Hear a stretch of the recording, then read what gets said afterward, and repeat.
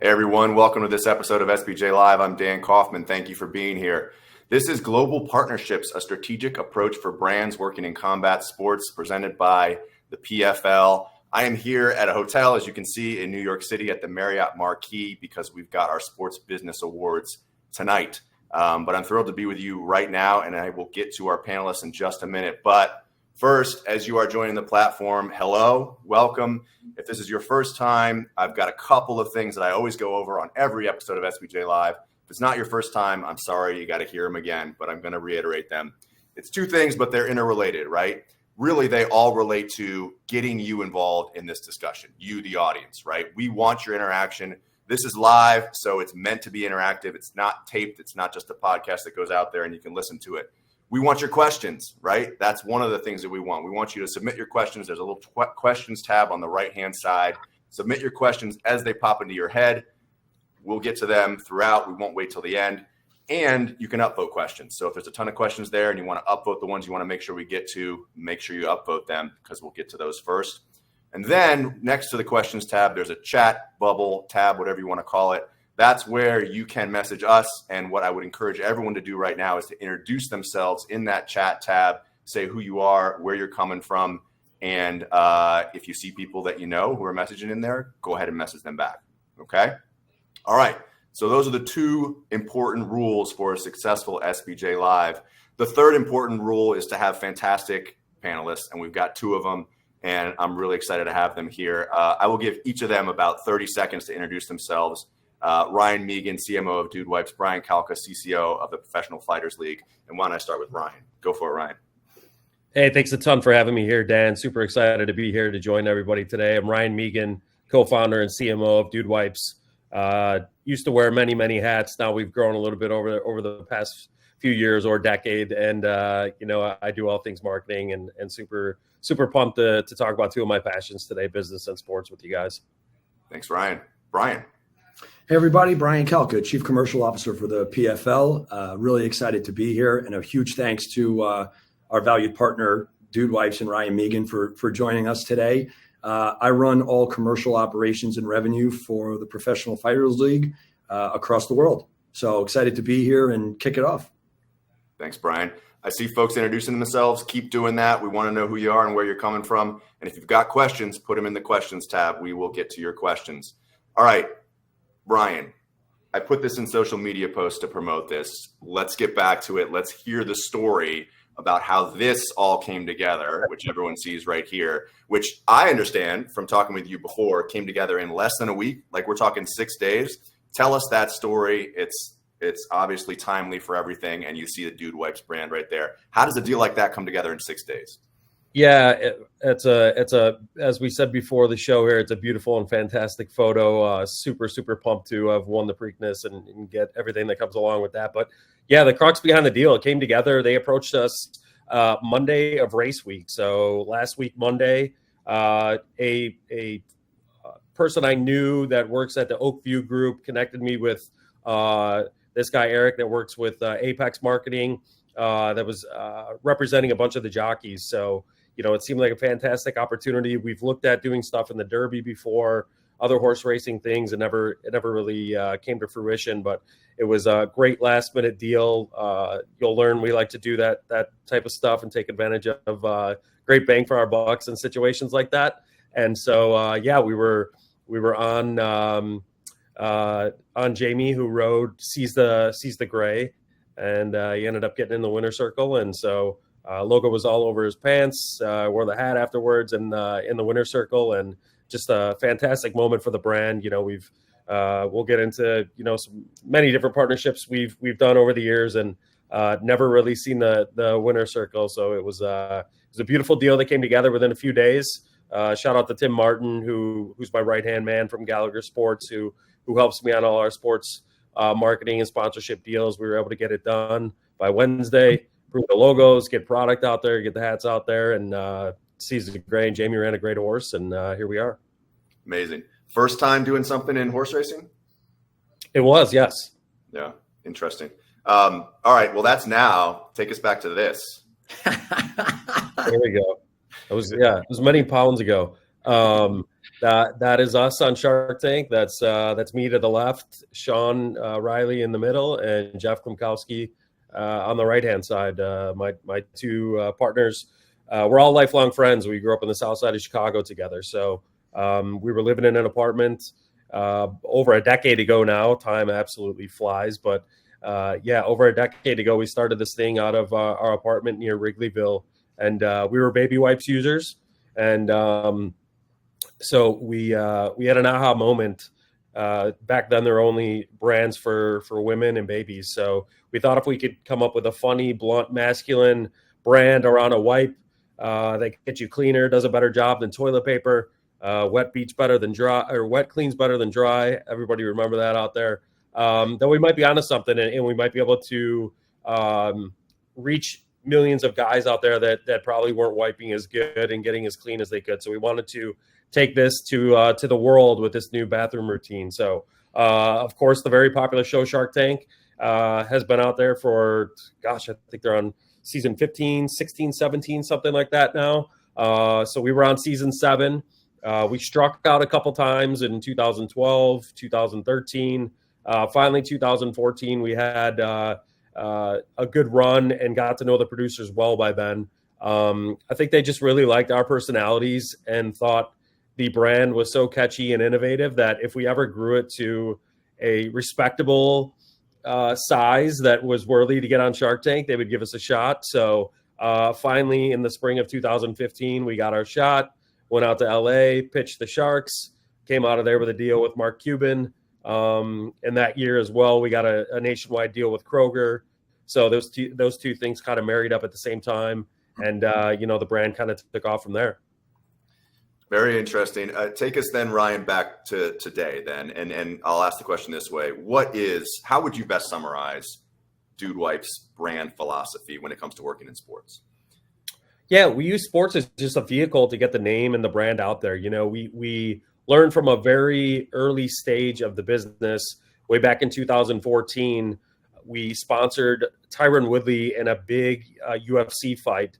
Back then, UFC gave the fighters the ability to make their own deals.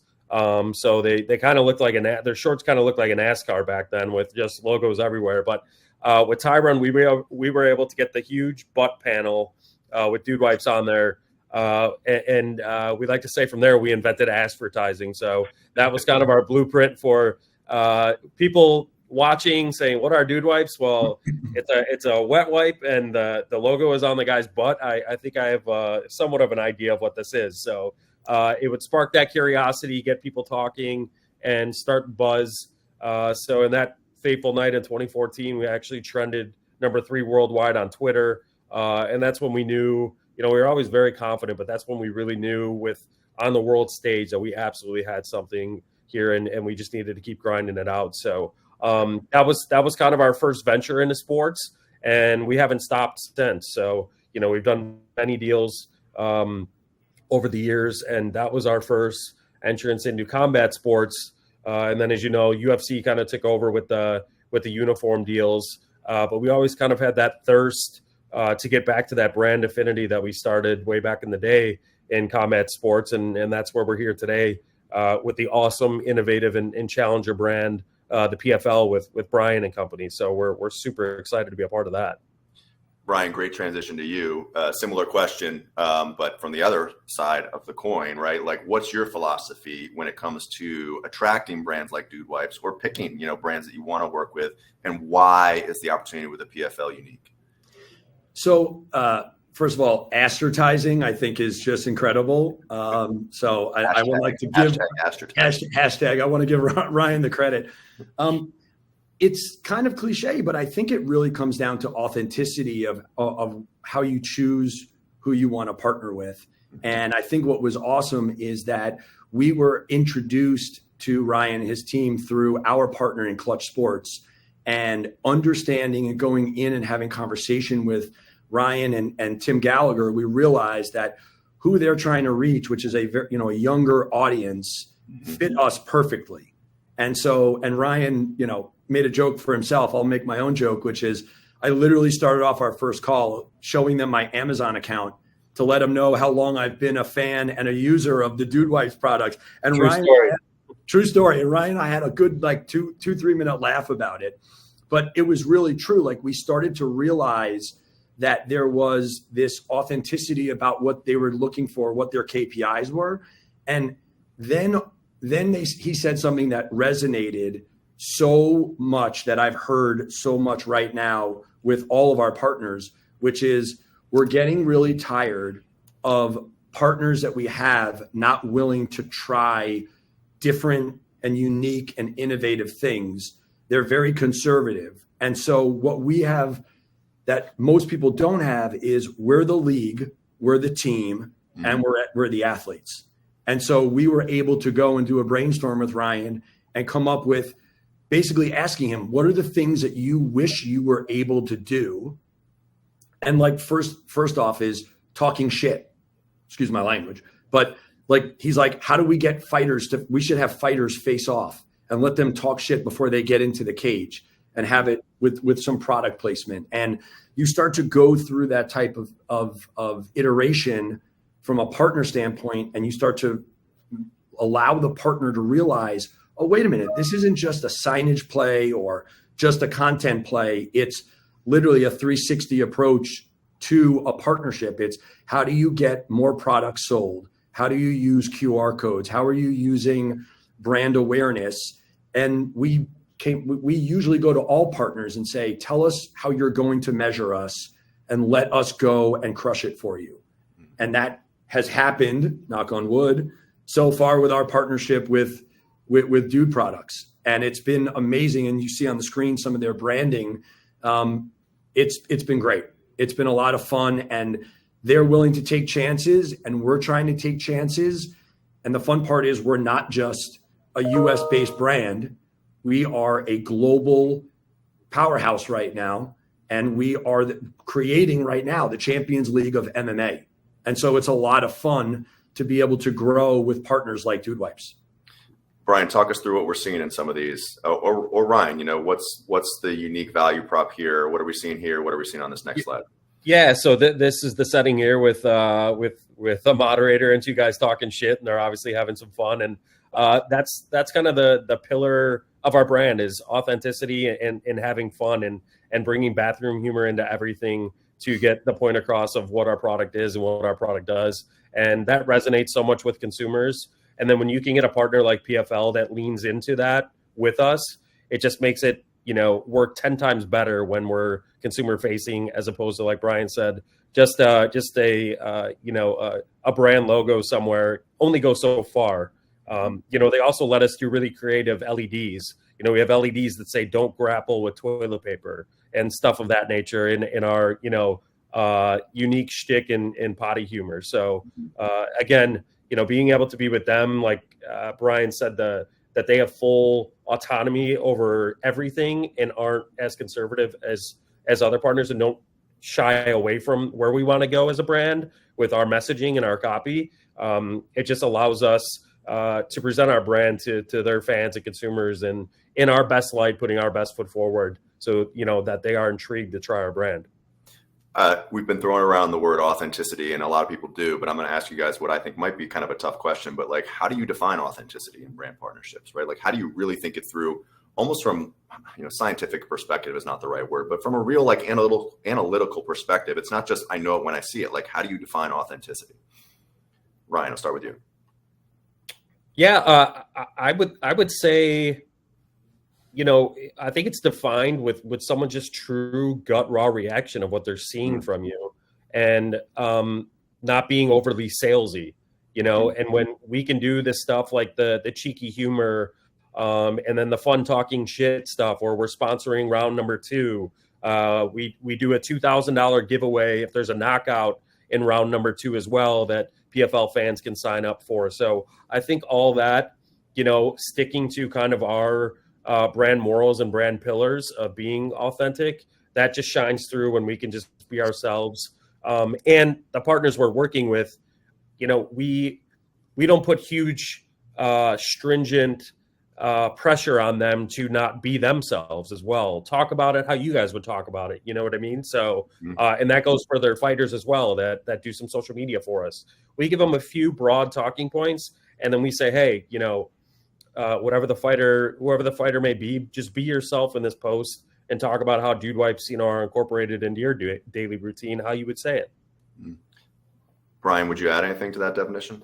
I would just say that the team that we have here that runs our partnership marketing is the best, I think, in the business. And they had some great ideas. You want to talk about authenticity? Instead of calling it a seat upgrade, we did upgrade your bottoms, and we made the seats look like toilet bowls and had them on the floor. And Ryan we were in Chicago for our fights. And we showed Ryan everything, and he was just like, you guys really think of everything. So like that to me is authenticity. But I also would say that I think that authenticity is, again, understanding your audience as a league and knowing what's going to resonate and partnering with the right people. One of the things that really irks me the most is when somebody decides to partner with a team or a league or whatever it may be, and they don't go and actually activate the partnership. It's just another spend for them because they're doing a brand awareness campaign. Like, I'm comfortable with a brand awareness campaign, but you should also be thinking about how are you going to activate against the audience that is consuming our content. I mean, for us in particular, the MMA space has 650 million fans worldwide. That's a lot of fans. How are you going to resonate and cut through the clutter by activating your partnership? And I think that Ryan and his team do an amazing job of working with us to cut through that crap, pun intended. Totally. And to add to that, that's part of our vetting process. Like the early conversations we had with Brian and his team, we do this with every potential new partner, is we'll give them past examples of different things we've done on, social media or activations that we've had that really toe that line of almost crossing the line, that are like, this is where we want to go. And if you're not willing to come there with us, then you're probably not the right partner for us. So obviously they've shown it, tenfold in what we're doing with them. But that's who sticks out to us and when we know they are going to be an authentic partner, and then that's going to shine through to the fan and the consumer. For my next question, I want to jump back to this slide, but I want to remind the audience that if you've got questions, make sure you submit them in the questions tab, bubble, whatever you want to call it, on the right-hand side, and we will do our best to get to the questions. I see a bunch of great chatter in the chat there, so thank you for that.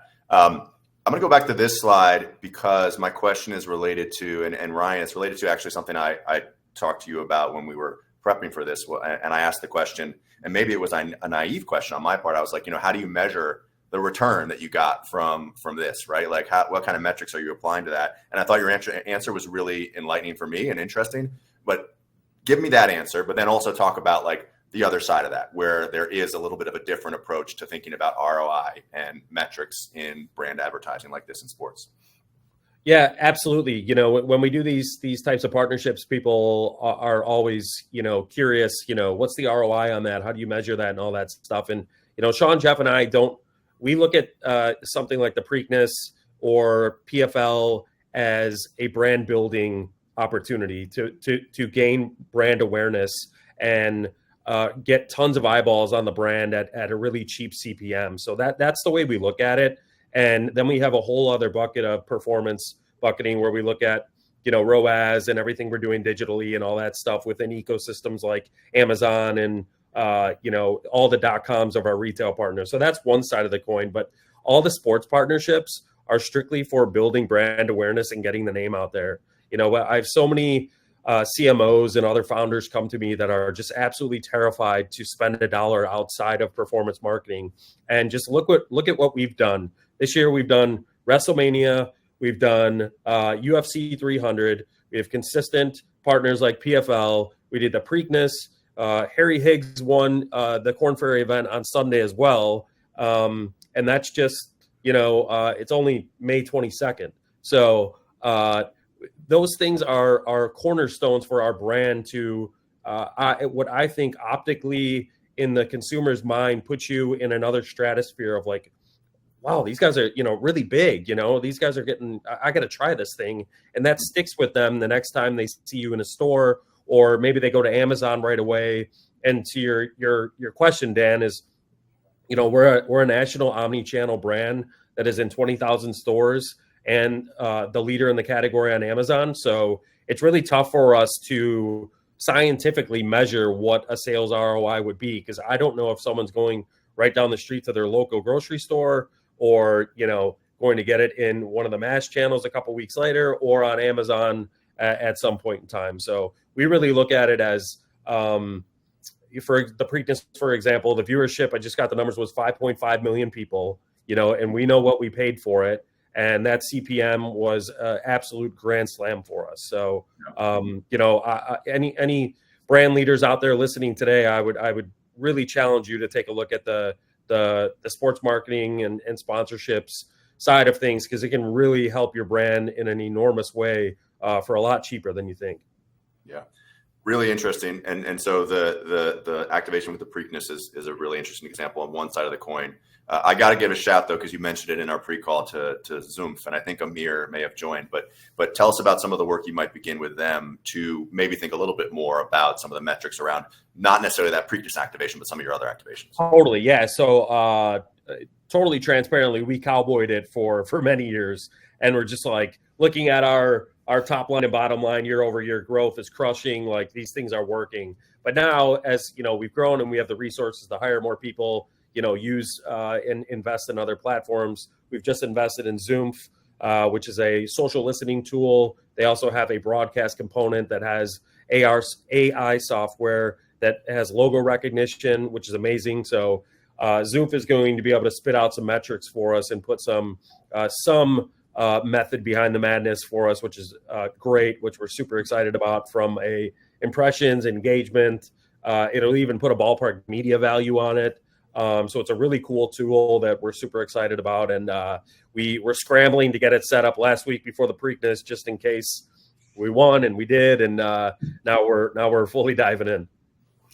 I'm going to transition a little bit, but stay, I think, a little bit more on the topic of an activation that might be a little less grand than the branding across a jockey's leg at the Preakness. But let's talk about social media and value there. And I'll start the conversation with this question, and it's to both of you. What social media platform is the most valuable for your business right now? Brian, can I start with you? Probably TikTok. Close second, I would say, is Instagram. I think that given our audience demo of being the youngest audience of any of the major leagues, I think that's really where content is getting consumed the most. But again, from my partnership lens, it's really the most important one is the one that is going to help us reach the KPIs that the partner's looking for, whether it's short form, long form. It could be, copy. It does, it really runs the gamut. But I would say, because of our young audience, it really would be TikTok number one. Ryan? Yeah, for us, it's kind of TikTok and Twitter, 1 and 1A, depending on what we're looking for out of each platform. And TikTok, from a video perspective, we have creators that are crushing it. A lot of UGC, user-generated content, that's doing really well on TikTok. And to Brian's point, it's just an exploding platform with a younger demographic that, our brand and content speaks to them. And people can do a lot of really funny things on there with our brand. Twitter, our social media guy, Greg Barrett, does an unbelievable job of immersing our brand into conversations, especially where you wouldn't expect us to pop up. I mean, he's literally searching every day for Chipotle, Taco Bell, poop, whatever, and commenting on people's tweets.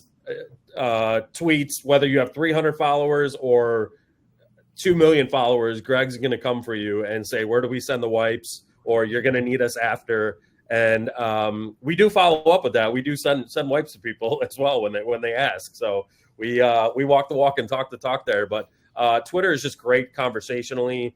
And then it's also good in moments like, the weekend of WrestleMania and the Dude Wipes 250 in NASCAR, when we could see we trended on Twitter. That's always obviously a huge benchmark. And then back to TikTok, it's actually becoming a revenue stream for us. TikTok Shop is blowing up. We are one of the top brands on TikTok Shop. Garrett Payne, who runs is our director of influencer marketing, just messaged me a little while ago. We have, I think, 3,500 creators now in TikTok Shop pushing our stuff, and we can't stay in stock there. Our supply chain people are like, well, this was all dedicated for Amazon and brick and mortar partners, and now this TikTok Shop came out of nowhere. So we're super excited about that, and that's making TikTok obviously even more valuable in our world.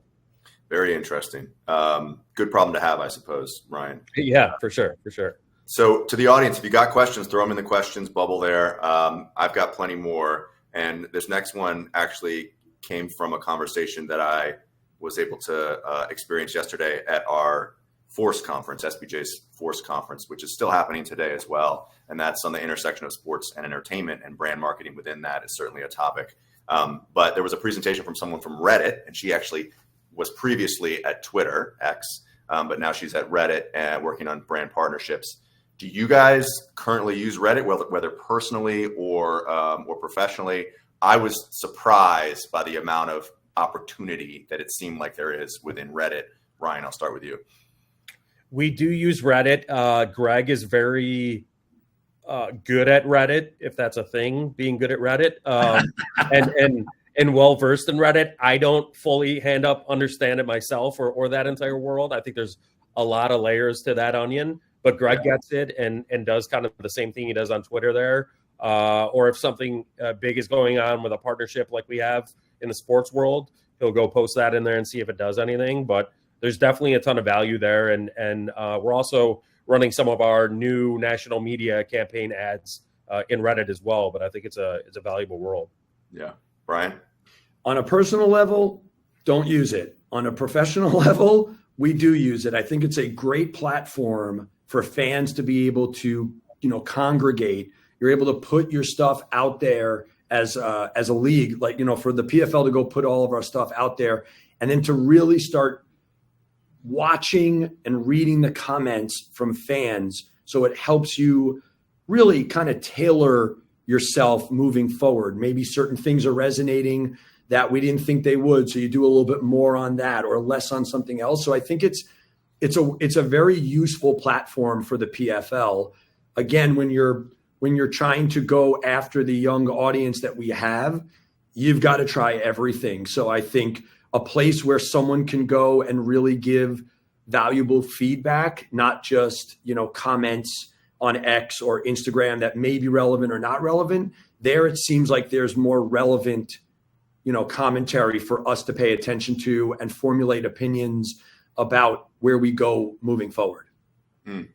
A colleague of mine, James Emmett, I'll give him a shout, because yesterday when I was talking to him, I said to him, maybe Reddit is the town square that Twitter wishes it was. And he said that he actually thought that Twitter X is the town square, but Reddit is the cafe off the side of the town square. And there's multiple cafes, which are the communities that people can go and chat in. And I thought that was great. So I'm interested to hear more about how Reddit is doing in the sports space in particular. I'll go back to you, Ryan. Can you talk us through maybe some activations that you guys have done outside of sports? Maybe those are entertainment-based activations, why they were successful, and maybe why the sports industry should think about doing something that way. Yeah, in the entertainment world, we've done some things with some festivals, like some country music festivals, where we've people are staying the night and camping for 2 to 3 nights. So we love sampling in any capacity. So on the sports side, there's usually going to be a component. We do it with Brian in the PFL, where there's a sampling aspect of it. We have our little travel guys that are so easy to. Glad that was on my desk. That was not planned. That are super easy to get tens of thousands of those out at any given venue. So I would say on the entertainment music side, we try to latch on to like 2 to 3 day festivals, pop up in sampling capacities, brand the porta potties, and be a part of it that way. We've also done some food festivals. Last weekend we did the Smoke Slam in Memphis. We did, I think, somewhere between 30 and 50,000 of those single wipes we distributed. They're perfect. Anytime we can attach ourselves to food, people are going to need us after. So that did really well. So yeah, in that entertainment capacity, we do very similar stuff of what we do in the sports world. It's just kind of a different audience and different activation. Yeah. We've got a couple great questions that came through from the audience to the audience. Keep them coming. We're going to go with this first one from Eric Flatt. Eric says, with so many leagues, teams, and athletes, how do you determine the next place to invest time and money? Ryan, I think that one's for you. Yeah, that's definitely not for me, because I would tell Ryan he better keep investing with us. So go ahead, Ryan. Yeah, over the years, it's kind of like it kind of mirrors the growth of our company, right? We started with Tyron Woodley, one fighter. We did Matt Brown a couple months after that, back in 2014, and throughout the subsequent years here and there. Then we graduated a little bit to golf with Jason Duffner, and I really liked at that time being a part of being branded on the athlete itself, inside the ropes, inside the octagon, inside the field, whatever you want to call it, because I just felt like there was more of a focus on the logo as opposed to just like a sign off in the distance and like, okay, who cares? The next brand is up 2 minutes later. From there, we graduated to as we grew a little bit more and our marketing budget got bigger, we graduated to partnering with NYCFC, New York City Football Club, in the MLS. The NBA and NFL numbers at that time and still at this time are astronomical. So we needed to mirror and stay within our means with what size revenue we were doing and what our marketing budget was. So the MLS was a huge step for us to be able to be with one of the top 5 American sports leagues, and within that, and we paid within our means there, and then from there we've graduated to working on with full-on leagues like PFL and PLL as well. Premier Lacrosse League is another awesome challenger brand we're working with. They also lean into what we want to do. Have some really cool things coming up with them. The season starts June 1st. But then there's also cool components with both PFL and PLL that they're on ESPN. So we also can run our national ads within their programming, which is another, touch point for the consumer. So and then Cleveland Browns, we are partnering with them the last couple of years in the NFL, which is amazing. We couldn't handpick a better NFL team to partner with for obvious reasons. If the Broncos came calling, we probably wouldn't have done it. It wouldn't make sense. But the Browns, again, we're willing to lean in as well and have fun with it. And now we're partners with them. So where we go next is a great question. I joked the other day that maybe we'll be on Chicago Bears Stadium in 2028. Maybe that's our next step. But for the meantime, we like to. I want to make this point. WrestleMania. Dude Wipes 250, the Preakness, those are what I like to call lightning strikes. We just get in, we get out, and we hit people over the head, and the logo is everywhere, and we probably do it in a fun way, and then we amplify that on social. If we make it to the winner's circle like we did, it's even better. And those are kind of one-offs. But then we like our sustained partnerships in a full calendar year with PFL and PLL, where we're doing things on a consistent basis, and they're 8 to 12 weekend fights a year and more, and there's social components to that and whatnot. So that's kind of our a look under the hood of where we started with 1 or 2 one-off guys to growing into partnering with teams to then partnering with leagues, and that's kind of mirrored where we're at with our growth as a company. Ryan, you've spurred some really interesting comments in the chat here, and I got to share them if you haven't seen it. So one from Lorraine Bradshaw says, first of all, how can I invest in Dude Wipes? And then she says, does Howard Stern know about Dude Wipes? If you know, you know. Investing wise, we've gone the road less traveled. We haven't taken on any of that Silicon Valley money or gotten caught up in, oh, we got to raise all this and all that. And that's what we're really proud of. A lot of these big companies, have chosen to go that route and get a bunch of private equity money or other ways of fundraising and just, blow it out of the water with marketing. We've really done it step by step, and we're really proud of that. Mark's our only investor to date. We've been lucky enough to grow the business step by step. Mark Cuban, to be clear. Mark would probably be next in line if he wants to invest more. But so no, appreciate the question, but we're not open for any investment right now. But thank you. And then the second one was Howard Stern. Howard Stern yes. now. Yeah, Howard knows about us. He's talked about us a few times, and he's even before we came on the scene, he's been talking about using wipes in the bathroom for years. So I think he's on board. Yeah, years. There's one more comment that I'll share. Nathan Faulkner, when you were talking about the Bears, put in the chat, "Bear down" with an exclamation mark. So maybe you use that some way in branding. Brian, I'm going to flip it to you probably for one of our last words. And it's going to be part of a question that we got from the audience, but then I might put my own spin on it. Chaz Ellis says, what trends do you see emerging in combat sports, or really any sports league, that you think are important to note? So, Brian, why don't you take us out with that? What are the trends that are important that the PFL is looking at in combat sports and any trends beyond in the broader sports industry? Yeah, I would say within our own sport, what our real differentiator is as a league is global expansion and investing in markets where fighters are coming from, but only have small opportunities. Last year we launched PFL Europe successfully, where it's all European athletes. We launched PFL MENA just, a few weeks ago in that region, huge success, only fighters from those regions. Next year, we're going to be launching PFL Africa and PFL Australia. Again, same thing. Year after that, LATAM, year after that, Asia. And so the idea is that you're going out, and rather than just doing one-off events in these markets, you're going and you're planting yourself in those countries, and you're going and finding the next stars, and you're building stars, and then eventually bringing them into our league season here in the US or to our super fights division in pay-per-view. And so I think the biggest trend is being set by our league by going and changing the space for the positive and giving opportunities for fighters to make real dollars when they win their weight class, whether you're a man or a woman, having pay equality. You're winning 100,000 in Europe or in MENA, and then coming to the US, you win that same weight class, you win $1 million. Like, this is life-changing money. And so I think we're doing a great job of setting those trends.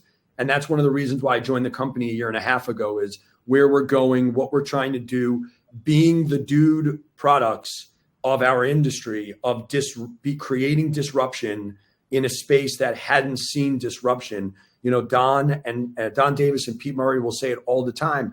There was room, and there still is the room for us to be a co-leader. There was only one place to consume this content in MMA, and that was with UFC. Now with us having PFL and Bellator, there's multiple opportunities to go and watch that, to consume it all in different ways all around the world, not just here in the US. So I think that that's a big trend for us.